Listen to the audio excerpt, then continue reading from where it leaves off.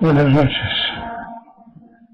Agradezco a los que escucháis el Dharma de Daidodji. Hoy os toca a vosotros. Vamos a ver qué habéis descubierto en la charla anterior que queráis compartir.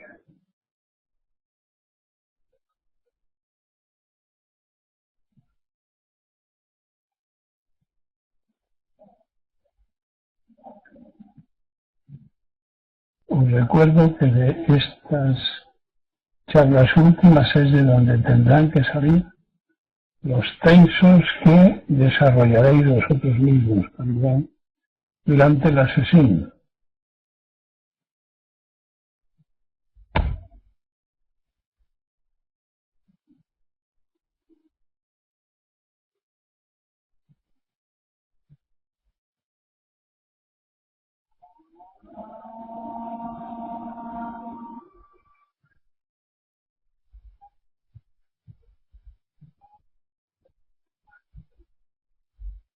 Cuando queráis, ¿eh?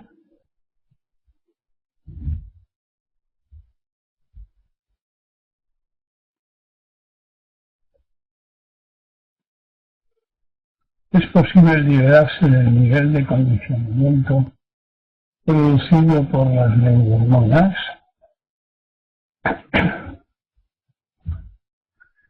Pues no creo. Pero recuerda que la acción de las neurohormonas es interpretado, vehiculado,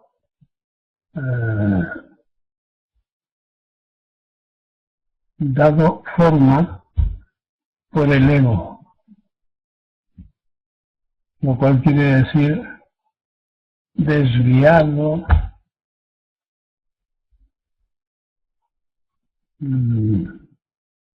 deformado por el lado de las ventajas egóticas.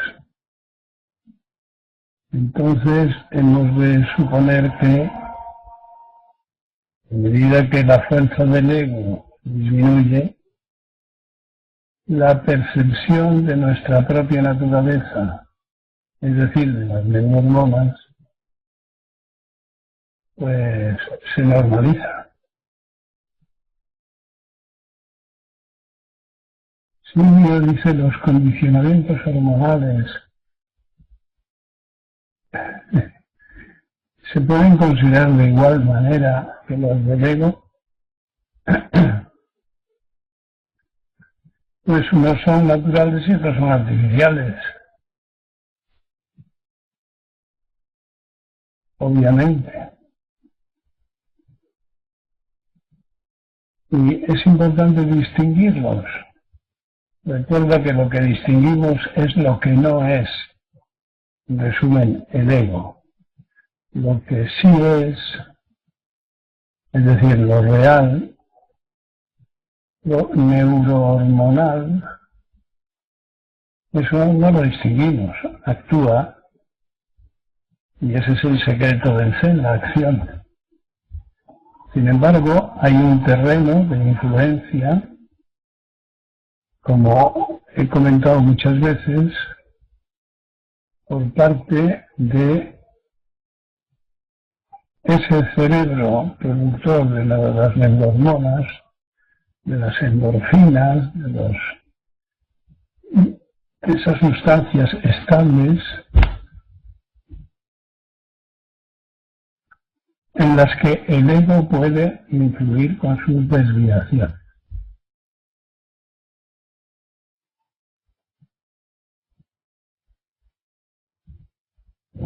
Más.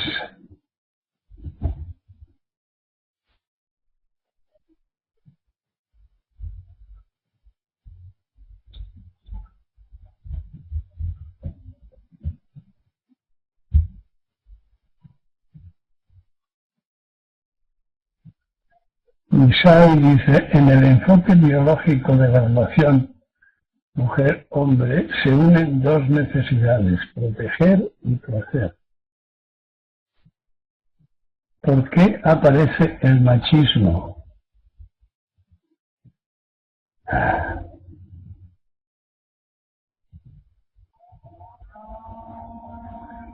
Pues no puedo contestar a esa pregunta tan difícil. Supongo que es una especialización más que tiene su historia de poder, su historia de contemporanización por parte de la hembra. Es decir, las mujeres durante miles de años pues han dejado que los hombres, que los machos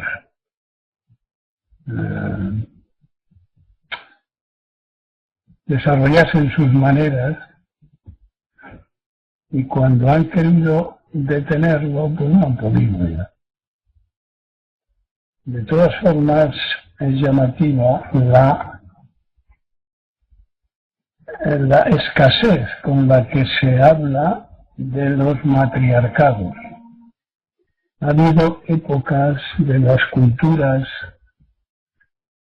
de todas partes donde las mujeres han sido las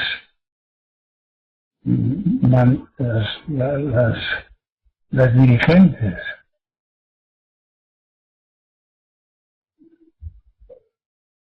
Lo cual quiere decir que los hombres estaban en un segundo término, muy parecido al funcionamiento del grupo de las hienas, donde son más pequeños los machos, son expulsados, maltratados, etc.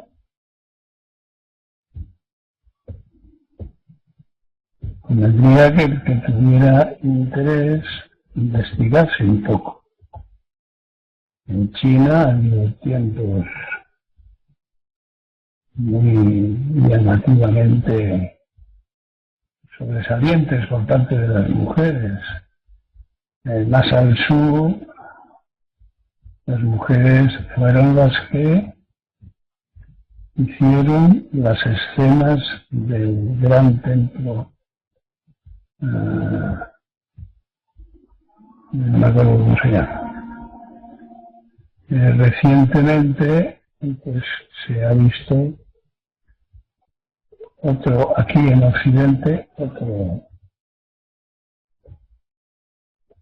ejemplo.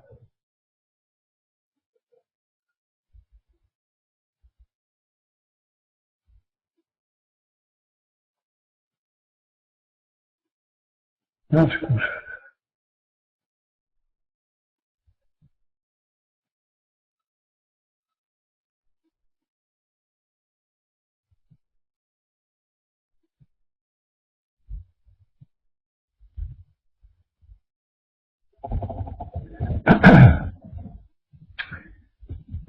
Se me ocurre que también en los pueblos cuya cultura admite la poligamia, pues según la latitud, parece que el hombre lo que sostiene es más bien una institución. Me refiero a esas latitudes en las cuales las mujeres se llevan muy bien, es decir, consiguen diluir el poder del hombre, aún encargándose de todo. Pero el hombre pues se hace cargo de la defensa institucional, como lo hace el león en la manada, que no hace más que eso, labores de defensa y de posicionamiento del espacio que el grupo ocupa, recorriendo y marcando sus límites. y defendiendo al grupo en caso de que se presente pues algún otro macho.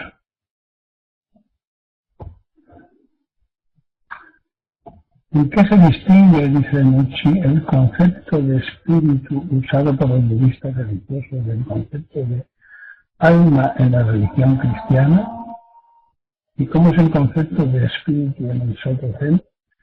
Pues es del que te puedo hablar. Del resto, pues hay versiones distintas.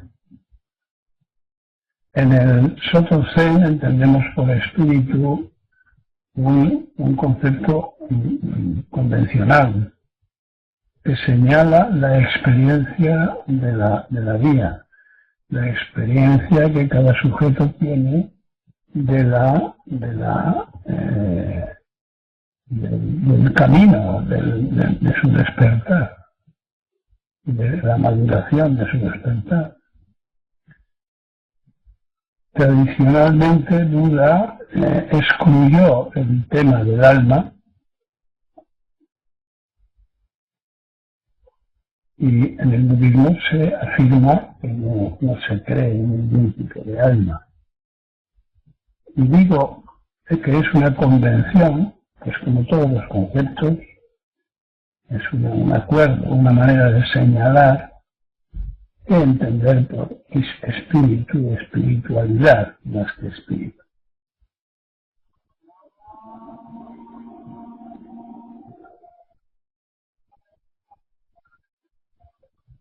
En cada cultura, la espiritualidad significa una cosa distinta, según las reglas de desarrollo del espíritu que se siguen. Hay versiones pues muy imaginativas, por no decir otra cosa. Y en Occidente se habla de espiritualidad pues sin ninguna orientación. Es decir, cualquier cosa casi que no produzca dinero, pues ya es espiritual.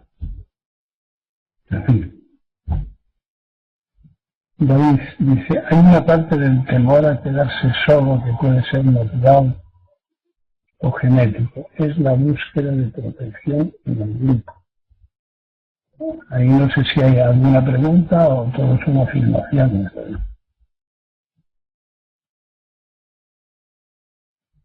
Puede ser tan natural como genético, no se separan. Sin embargo, para el practicante del Zen, la concentración en la acción es un factor determinante, fundamental, y claro, cuanto más jaleo hay alrededor, pues mucho más difícil es la práctica. Por eso, reiteradas veces, he recomendado reducir las relaciones de todas clases con humanos.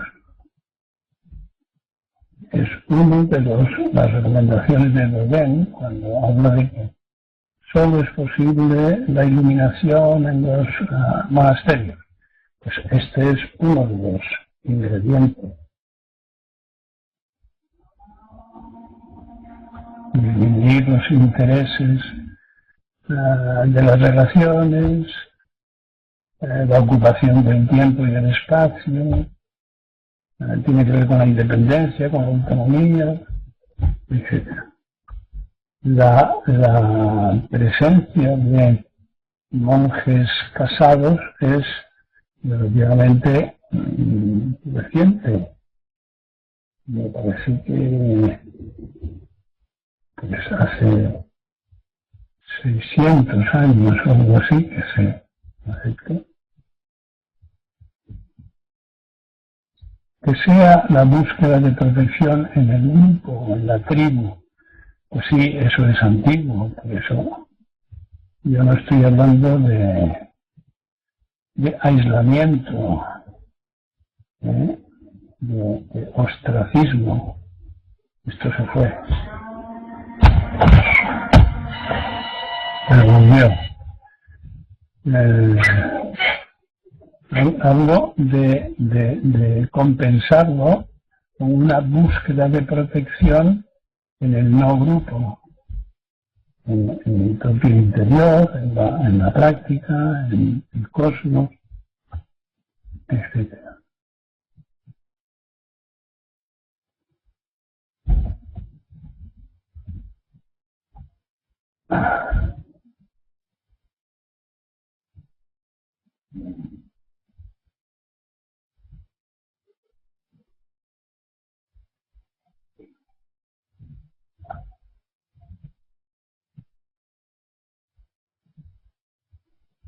Más.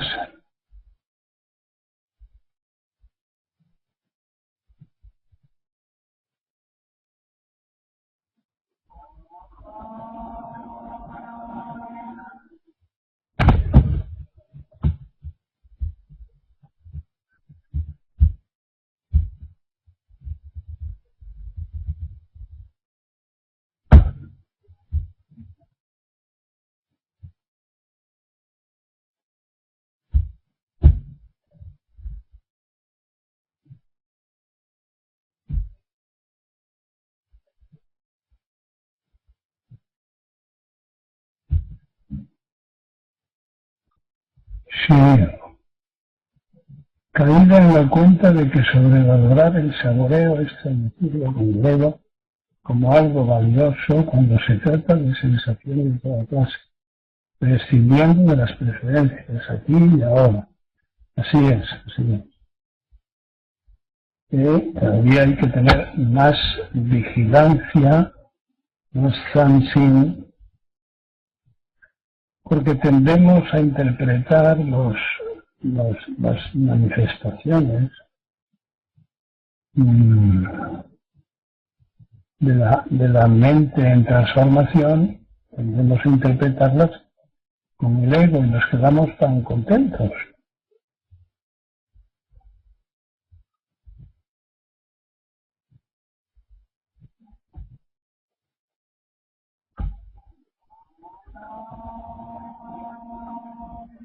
Más.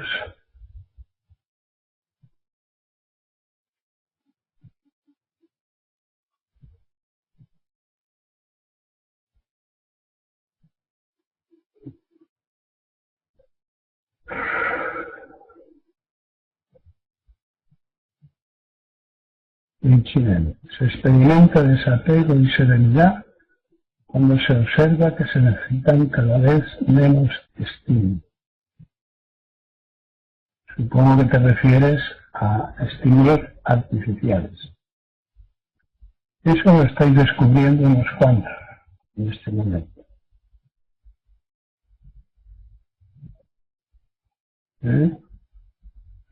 La tranquilidad, la serenidad de las acciones sencillas, elementales,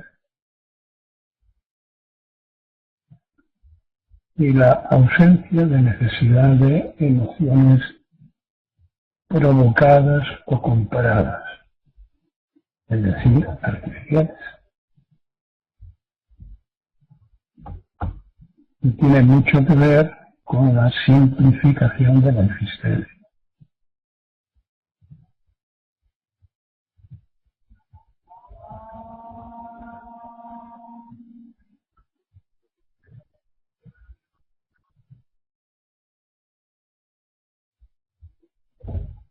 Eso sí, nadie ha percibido el saboreo de las percepciones que no gustan al ego hasta que no he oído escucharlo. Un día creo que os hablé del lujo del sufrimiento. Precisamente señalaba algo de esto. Es decir, en una mente en calma puede haber acontecimientos dolorosos, muy dolorosos desde el ego, pero con la práctica que resulten no solo mucho menos dolorosos, sino aceptables e incluso producir cierto placer de su observación sin perder el equilibrio, sin perturbación.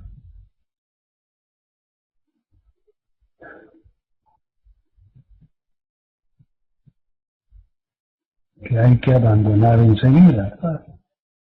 Estas son comprobaciones en el camino que hay que ir dejando atrás.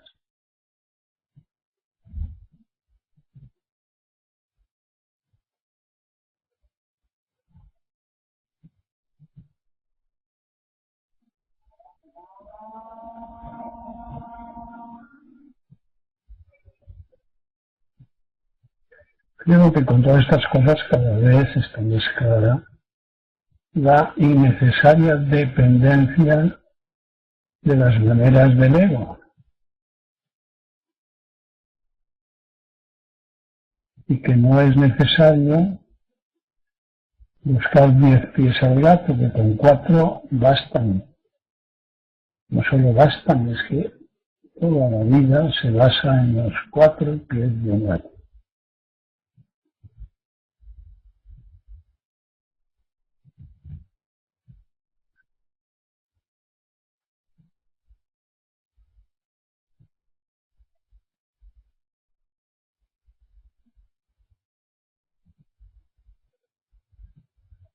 Recordaba esta mañana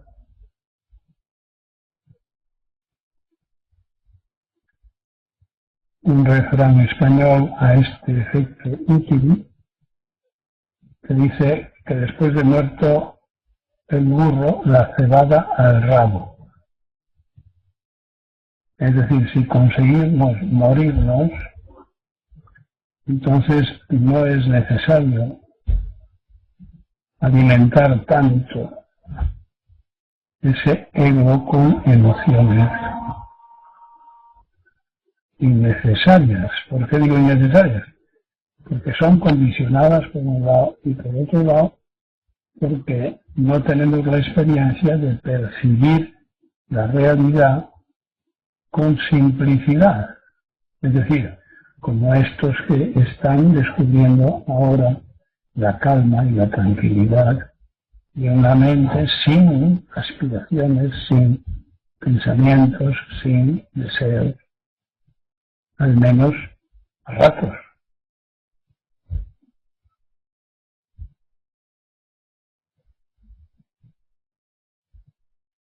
Más.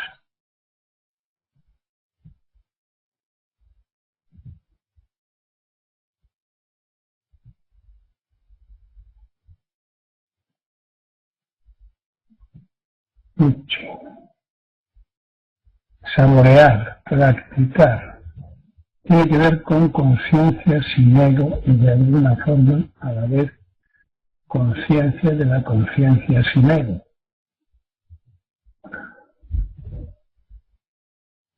Tiene que ver con conciencia sin ego. La conciencia sin ego es una conciencia que siempre está con nosotros, pero está mezclada con la conciencia egótica. Entonces, a medida que vamos debilitando la conciencia ocupada por el ego, se va manifestando con mayor claridad una conciencia liberada. Eso es a lo que tú llamas la conciencia sin ego. Ahora, la conciencia de la conciencia la llamamos a la conciencia que observa al ego, es decir, una conciencia que observa a otra conciencia, a la más superficial y egótica. Misai dice, ¿podrías comentar más sobre ciertas modalidades de sexualidad afectivas generales o diferenciadas, puesto que están condicionadas con finalidades distintas? No consigo ver el punto en el que tú estás pensando.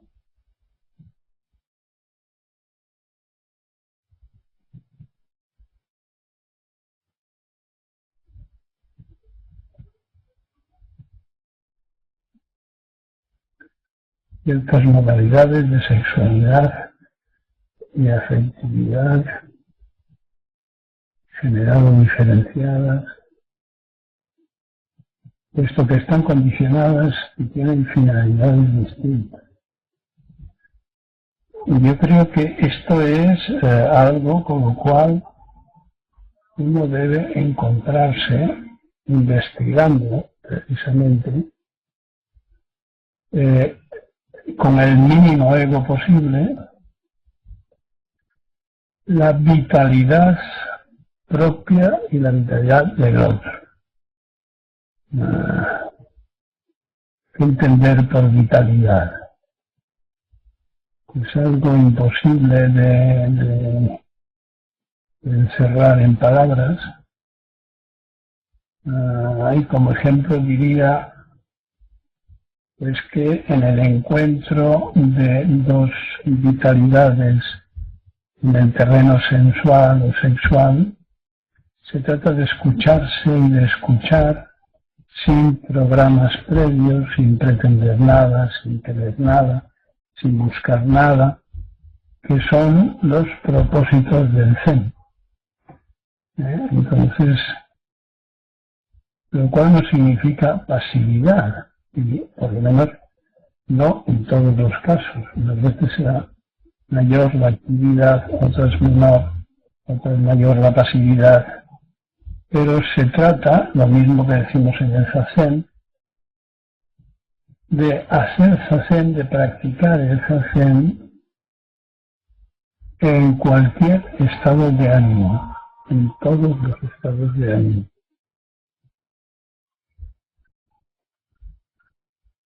¿Te sugiere algo esto? Cualquier campo de la experimentación es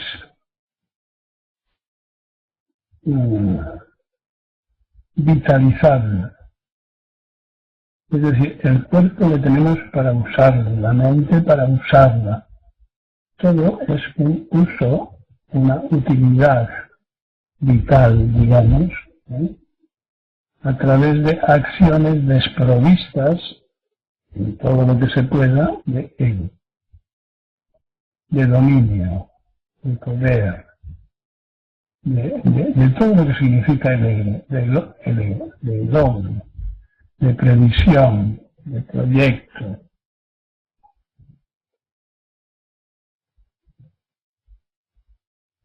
¿Te sirve? O bien os sirve, o me queréis preguntar algo al respecto más concreto, a ver qué se me ocurre.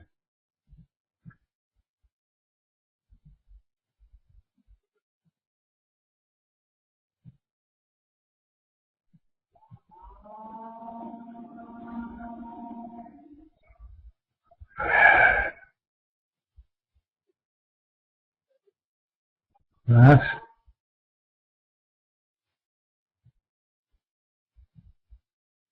Sí, al ver las dificultades en las relaciones sexuales, lo que comentas abre puertas.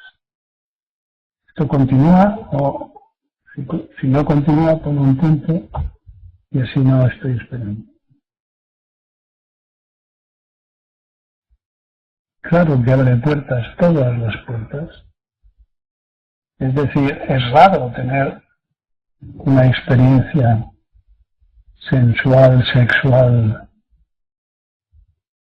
respetuosa, diríamos, es decir, sin previsión de ninguna clase, ¿no?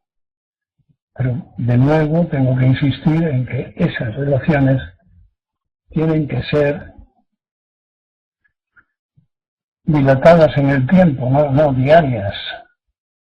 Tienen que ser encuentros en los que demos tiempo a que las baterías hormonales se recarguen. Es decir, comparemos o pongamos como ejemplo el hambre. El hambre lleva a comer, pero no a comer constantemente, sino que una vez que se ha comido, se ha saciado el hambre, esa actualización potencializa otro tipo de acciones, necesidades, etc. Es decir, lo mismo que se puede recomendar no comer si no se tiene hambre, no comer por costumbre, a tal hora, tales cosas, pues lo mismo con la sensualidad, la sexualidad.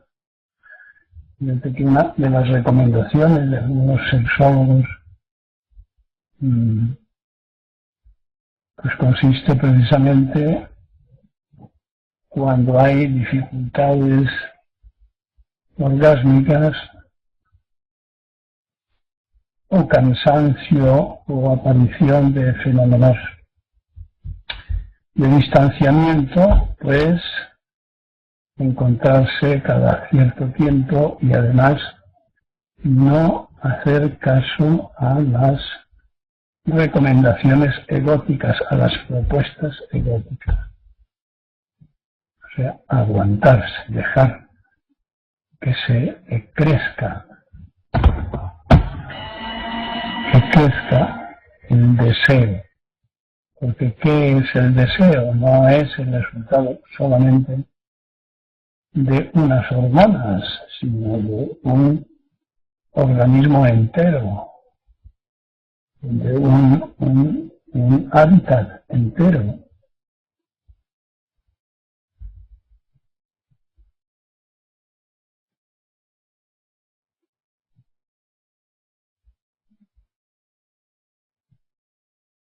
Más,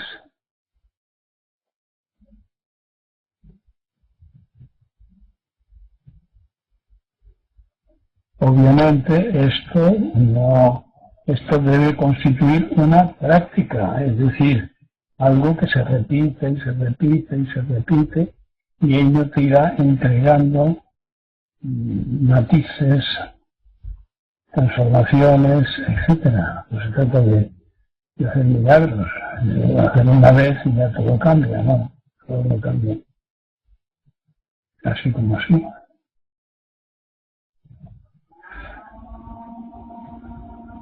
Pues,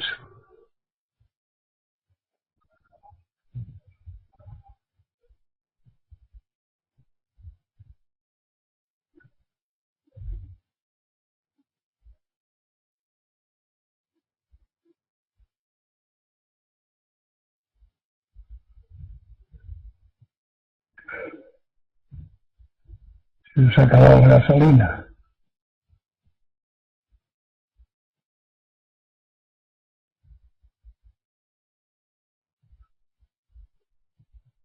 Sí, siendo la conciencia una y permitiendo el cosmos la variedad con la individualidad, es divertido y da alegría experimentar cómo se comporta esta individualidad en la sangha sin saber ni querer saber el porqué. Bien, es divertido.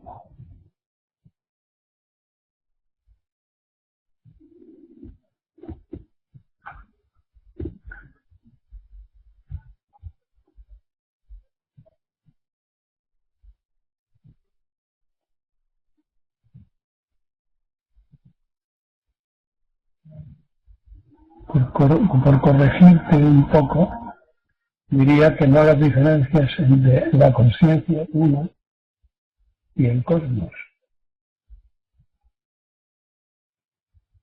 porque es lo mismo. Y eso, lo mismo, es lo que posibilita la individualidad, o una parte de individualidad. El próximo día hablaré algo de esto, recuerdo una chuleta en la que he anotado que los animales se perciben a sí mismos, piensan, pero no se sienten individuos, aunque sean capaces de mirarse en un espejo y investigarse.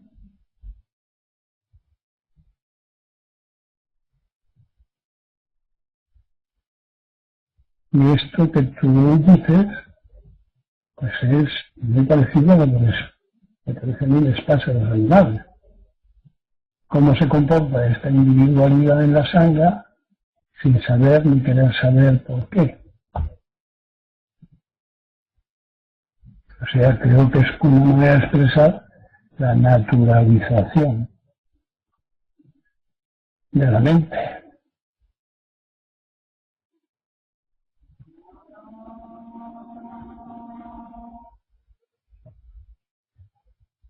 Por lo tanto, es un descanso, es decir, no hay que sostener subjetivamente la propia conciencia, que es lo que hace el ego, situarse continuamente. Es decir, es posible descansar del peso de ese atlas y se empeña en llevar encima la bola del mundo, es decir, que nos empeñamos en llevar encima la conciencia de nosotros mismos hacia el éxito sin darse cuenta de que se sostiene solo.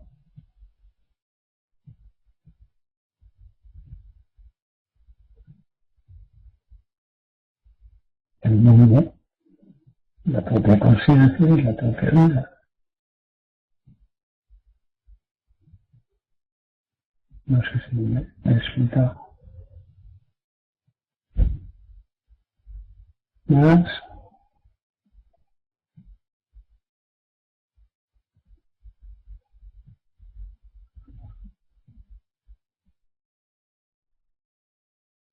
algunos no comparten nada, solo chupan del frasco y carrasco, carrasco.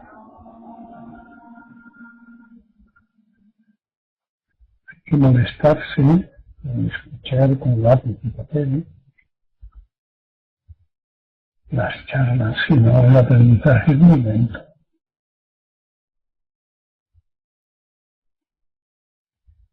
Misai dice, el cielo de las dudas es la tierra. La conjunción mente-tierra-cosmos tan cerca y regalada. Sí, pero me parece que sí. Es imposible construir una realidad tan unificada y tan variada. Así que el cielo de las dudas es lo real. La tierra cercana, incluso.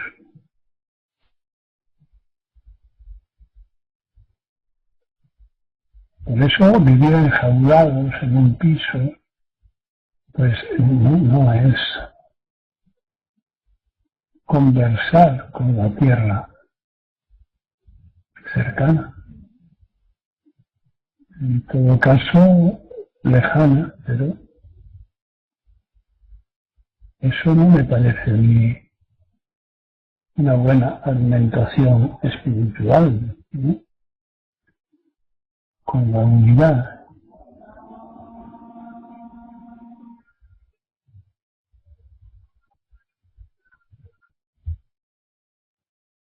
Pero hagámoslo, acción, sin buscar el reconocimiento ni la conversión en palabras, ni poderlo explicar, ni nada. Eso es asunto cósmico. Diciéndole al cosmos que haga lo que le parezca con esa experiencia.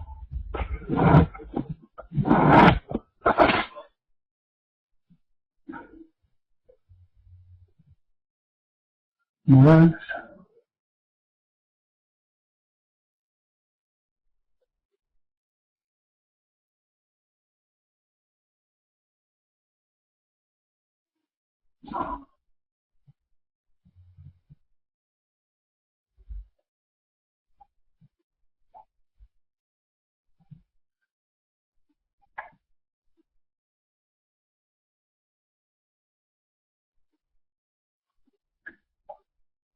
sin yo. La libertad en la naturaleza no es caos. La libertad en la condición no es vacío. ¿Puedes explicar esto? La libertad en la naturaleza no es caos.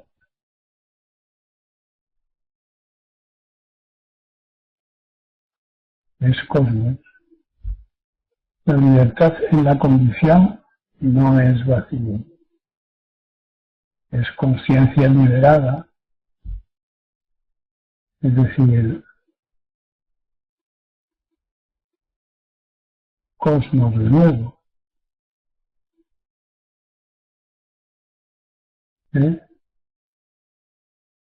Vijar dice, cuando observamos que dentro de la mente no hay nada, que se han disuelto los propósitos convencionales, ese vacío empuja a activar Fansin y a la acción en libertad, sin peligro de autoengaño. A ver, cuando observamos que dentro de la mente no hay nada, que se han disuelto los propósitos convencionales, ese vacío, ese es el primer vacío, el más elemental y falso. Es como si me hablasen del vacío entre dos objetos. Ahí no hay nada. Es el que distingue entre objetos. Esta es la conciencia que distingue entre ego y no ego. Ese vacío empuja a activar Fansin. No, Fansin es anterior. Anterior.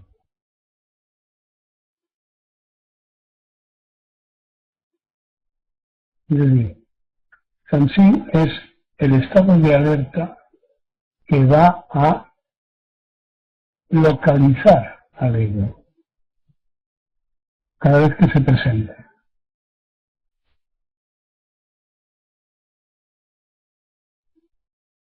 Si se hubieran disuelto ya todos los propósitos convencionales, Fansin empieza a debilitarse, a mantenerse como el estado de alerta de los animales.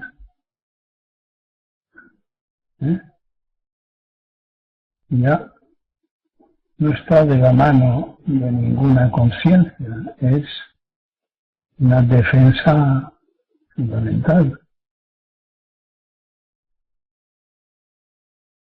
Y finalmente dices, y a la acción de libertad sin peligro de autoengaño, no seamos tan extremistas a la hora de expresarnos, ¿no? A la acción en libertad. Bueno, la acción en libertad cuando la acción es libre, es decir, no siempre, y sin peligro de autoengaño, pues diría lo mismo. No estamos hablando de la última etapa de la iluminación, sino de los comienzos. Por lo tanto, el peligro de autoengaño siempre está. Por eso Fansin está presente.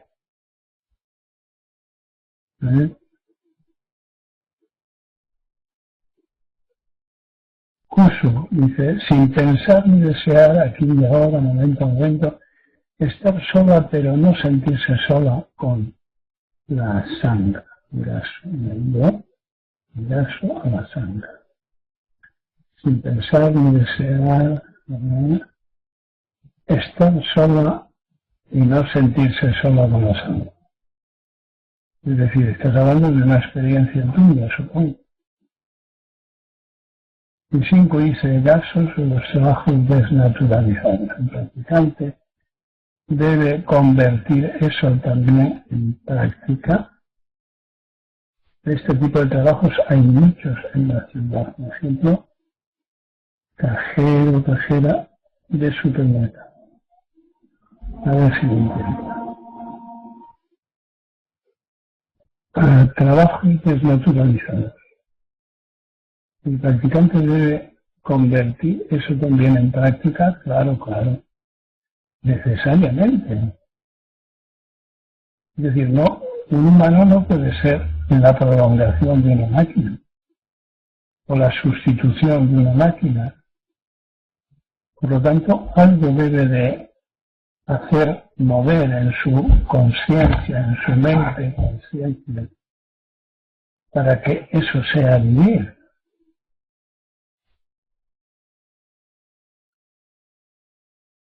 Y evidentemente la existencia está llena de ejemplos de este tipo. Yo diría que la mayoría de los trabajos son de este tipo, son trabajos enajenados y enajenantes, es decir, condicionados al logro de un estipendio, de un salario,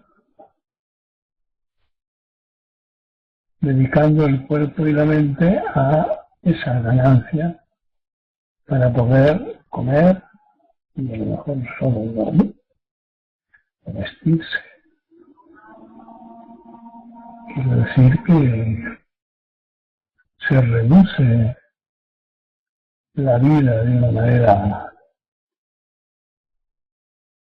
manifiesta, ¿no? El practicante del Zen tiene que lograr recuperar esos estados,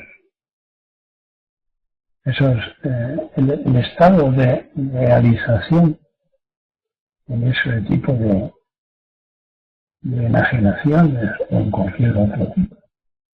Porque en el tiempo libre puede ocurrir exactamente lo mismo. Es decir, que la imaginación egótica proyecte ocupaciones placenteras, entre comillas, valiosas, entre comillas, pagadas o logradas a base de astucia, de autoengaño.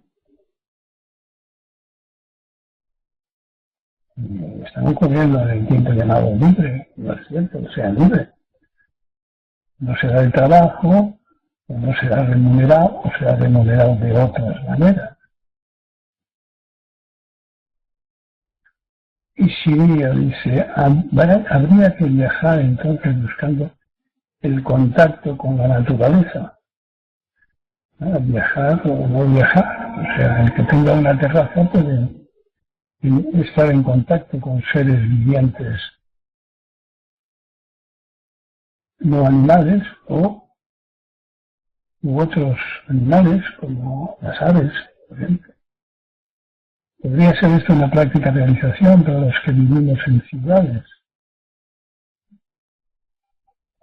Bueno, sería una práctica realización posible, de lo posible.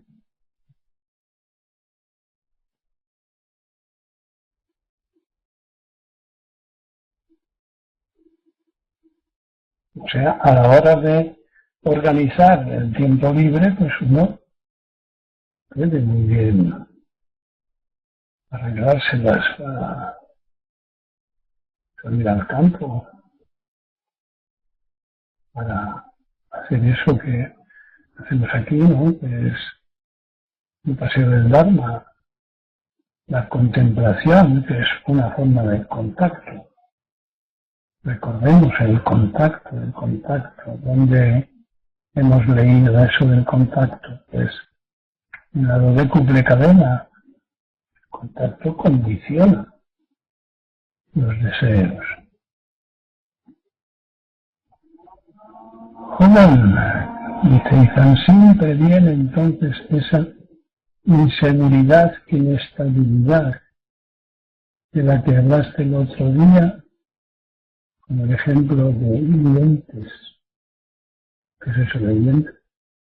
Pensamiento. Y de los dientes no me acuerdo. Pero viene entonces esa inseguridad, inestabilidad, no, sí no lo previene. Sansin lo que hace es localizarlo.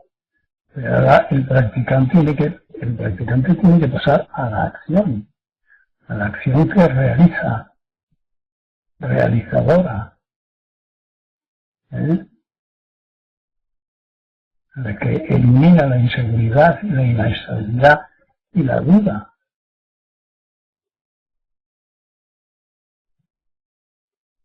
¿eh?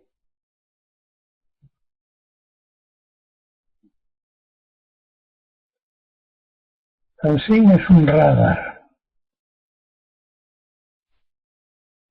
un localizador, un identificador del ego. Ahora, una vez identificado, hay que ocuparse de volver la mente al camino.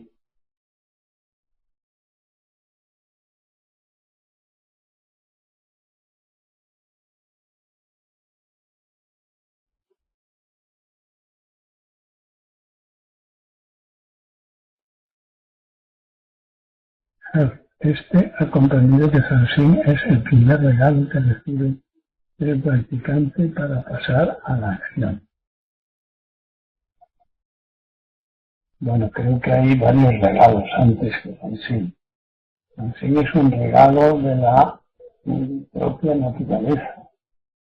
Pero esa propia naturaleza también te ha llevado a pretender algo que no sea tu ego y también a escuchar pues las indicaciones que llamamos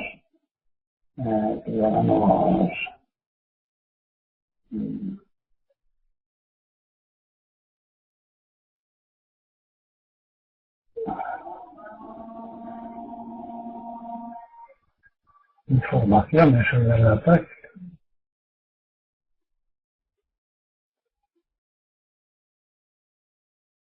Pero eso procede de la propia naturaleza, frustrada, eso sí, para pasar a la acción.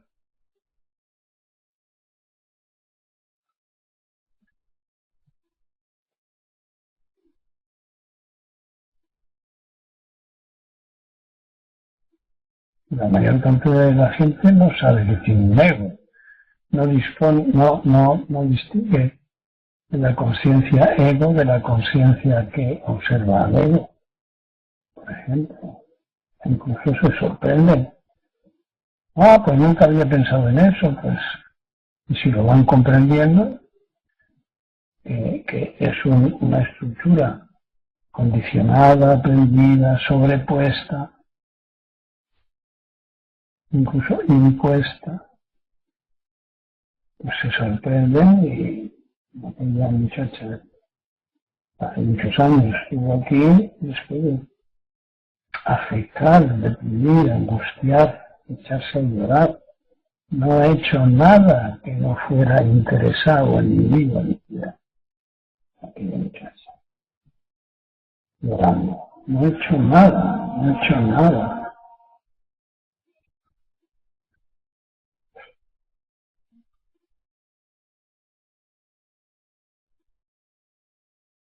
E inició su camino de realización.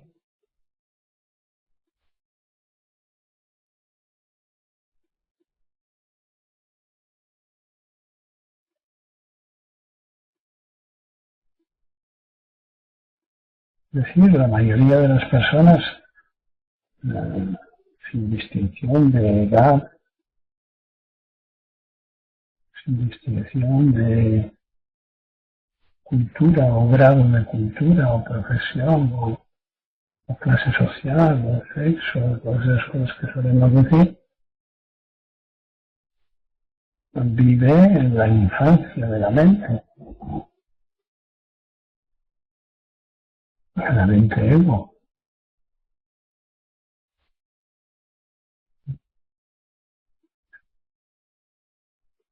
Algo más.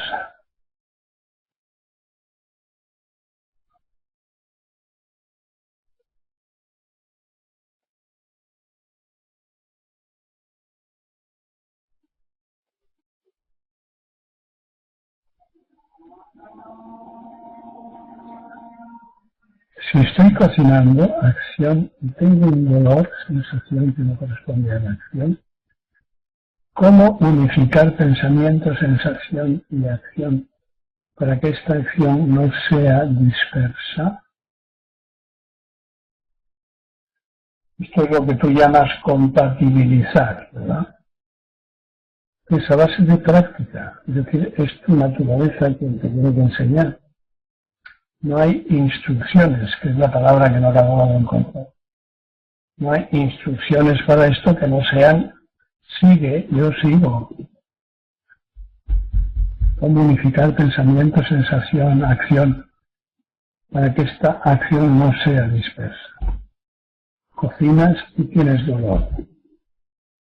Pues eso es cocinar con dolor.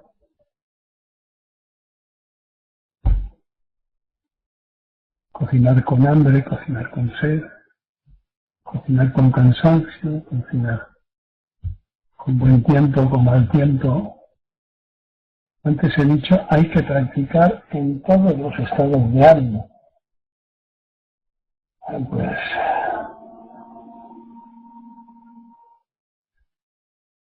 ya sé que el dolor es insistentemente posesivo de la conciencia, pero no dura siempre, tampoco lo absorbe todo.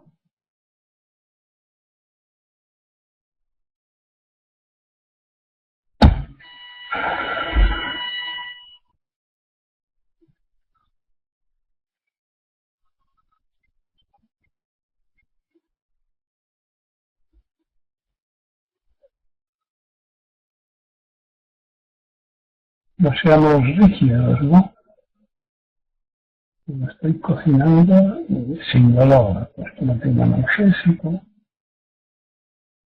date un baño caliente, sal al paso de esas cosas, no cocines, haz realiza otras acciones más tranquilizantes. Hay que arreglarse nada.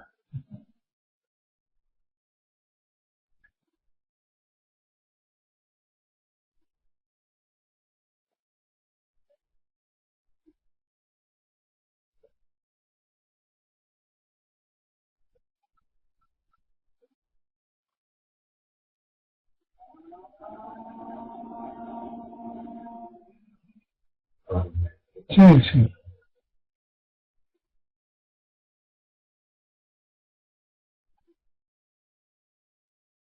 El Zen procura todos esos recursos.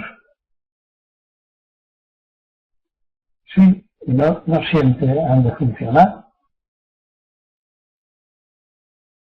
Voy a hablar del sufrimiento propio de la vida. Recordamos el nacimiento, la enfermedad, la vejez, la muerte. Es decir, de algunas cosas no nos podemos librar. Bueno, pues ¿cómo convertirlas en vida también? ¿Cómo transformar la percepción de esas cosas?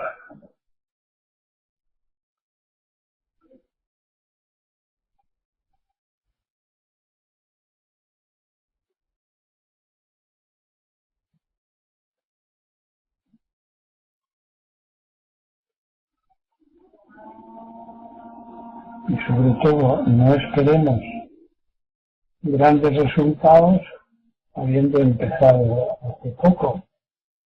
Hay que tener paciencia, resistencia, insistencia.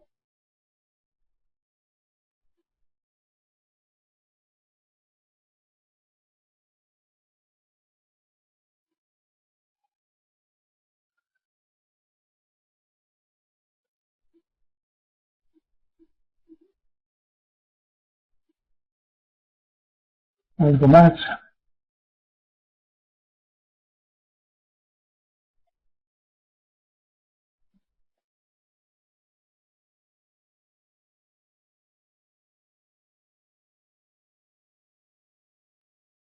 ¿Creéis que lo dejemos aquí entonces? Hasta el lunes. Pues hasta el lunes.